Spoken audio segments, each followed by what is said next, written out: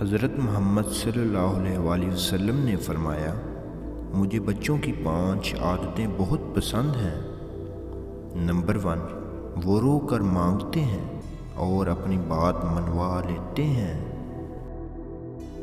Number 2، جو مٹی سے کھیلتے ہیں اور غرور و تکبر کو خاک میں ملا دیتے ہیں۔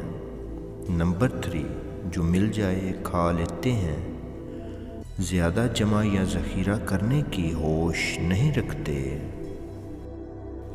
نمبر 4، لڑتے ہیں جھگڑتے ہیں اور پھر صلح کر لیتے ہیں، یعنی دل میں حسد بغض نہیں رکھتے۔